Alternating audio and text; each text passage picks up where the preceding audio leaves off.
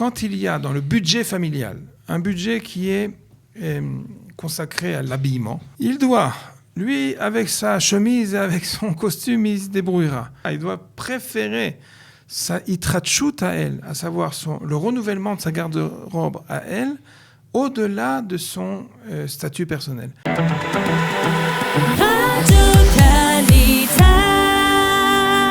Et nous nous retrouvons, comme chaque lundi, pour poser des questions à notre rabbin, Rav Avram Drey. Bonjour. Shalom Ovacha. Merci d'être avec nous pour... alors, on a parlé la semaine dernière déjà un peu de la condition de la femme, et on a d'autres questions.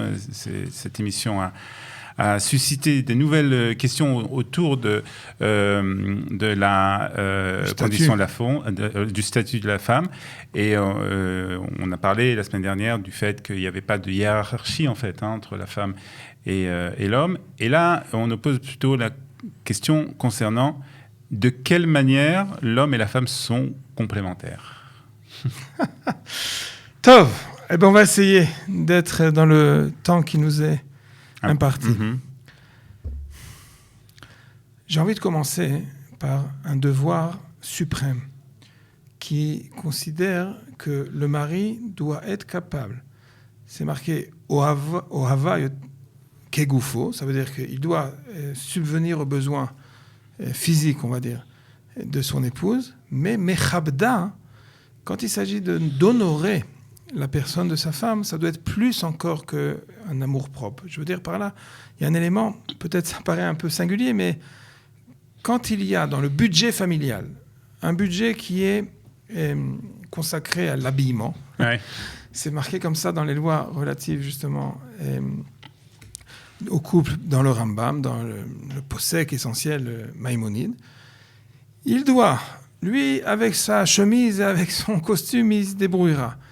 Mais c'est marqué comme ça, il doit préférer sa itratchout à elle, à savoir le renouvellement de sa garde-robe à elle, au-delà de son statut personnel. C'est important de comprendre qu'il s'agit... C'est plus que complémentaire. C'est plus complémentaire. Voilà. Et même peut-être là... Une adafa, au contraire. Une supériorité. Mais... Quelque part, en tout cas, une... Aflaya metakenet. Voilà. Comment on va dire ça maintenant en français, ça va être compliqué. À savoir, il va falloir volontairement, sur le compte des besoins du mari, être capable de privilégier, peut-être c'est ça le terme exact, ses besoins à elle. Mais à vrai dire, ça a besoin d'être analysé, parce que dans ces cas-là, alors je vais entendre dans ces cas-là les plaintes de tous nos chers hommes qui vont nous dire alors, de quoi il s'agit? Non, il ne s'agit pas non plus de faire maintenant du privilège et du statut de la femme. Non, il s'agit de comprendre que dans des domaines particuliers, on doit parfaitement, pas seulement on doit prendre en compte que la sensibilité féminine, son intuition féminine, toutes sortes de kishronot, toutes sortes de facultés qui existent chez la femme et n'existent pas chez l'homme, font en sorte de donner un devoir suprême à l'homme d'être particulièrement, d'abord conscient de cela, de la différence de leurs aptitudes, mais également d'être capable de donner véritablement un rapport de kavod, un rapport de respect, un rapport particulièrement de sensibilité face à la condition féminine. Ça, c'est un premier point. Ouais. Deuxièmement, c'est vrai que tout ce qui concerne, on va appeler ça, tout ce qui est autour des divorces, tout ce qui est autour, c'est en général la question du statut de la femme reviendra de façon encore plus, avec beaucoup plus d'acuité, quand il s'agit de savoir, mais qu'est-ce qui se passe? Comment est-ce possible que l'homme a une sorte de droit de la garder de force quand il refuse de lui donner son guet, quand il refuse de la libérer? C'est le cas malheureusement de nombreuses... Enfin, pas nombreux, peut-être pas nombreux, mais en tout cas, chaque cas est terrible. Et, c'est même des tragédies. C'est une souffrance. Voilà, c'est le terme exact. Il va falloir comprendre une chose. Il va falloir comprendre que l'union, l'alliance, quand on parle de mariage, on parle de Brit Nisuin. C'est véritablement... C'est des domaines, c'est des domaines qui sont des domaines pas seulement spirituels, ils sont des domaines de sainteté. La Masechet, le traité talmudique qui traite des accords de mariage s'appelle Kiddushin.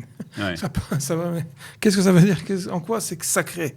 C'est en effet sacré. Areat mekudeshetli, je te prends comme épouse, mais il s'agit véritablement de consacrer cette alliance du mariage. Et de la même façon que ça a une valeur quand tout va bien, ça a, hélas, des prix à payer quelque part, hein, quand il s'agit de... il ne s'agit pas d'un mariage catholique, comme ça on dit en français, à savoir, ça y est, on t'a permis de te marier, alors maintenant c'est pour l'éternité. Non, la Torah considère parfaitement qu'il existe la possibilité de rompre cette alliance-là, en effet. Mais l'enjeu est tellement important que ça doit être fait de façon méticuleuse.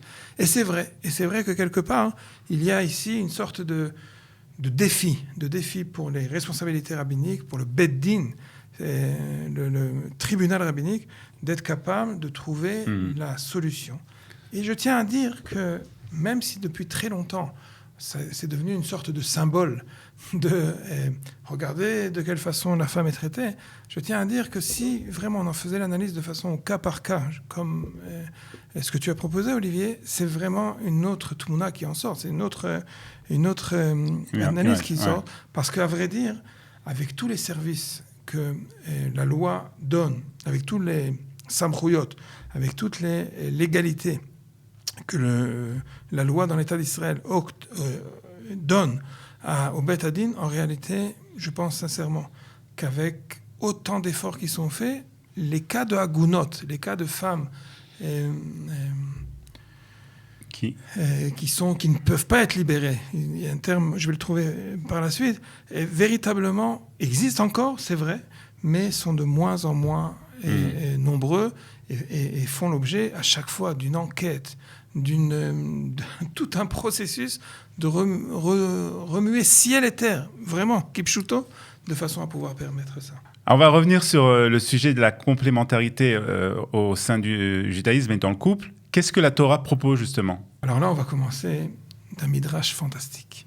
Un midrash fantastique nous dit que Ish ve Isha shezachu, un homme et une femme, quand tout va bien, qui ont le mérite d'établir des relations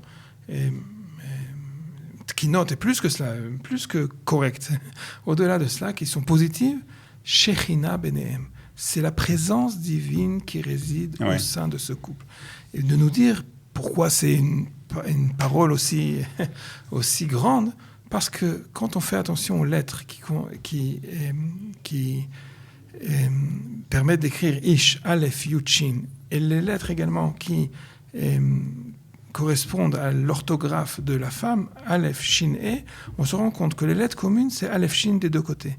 Mais ce qui est spécifique à l'homme, c'est le Yud, ce qui est spécifique à la femme, c'est le He.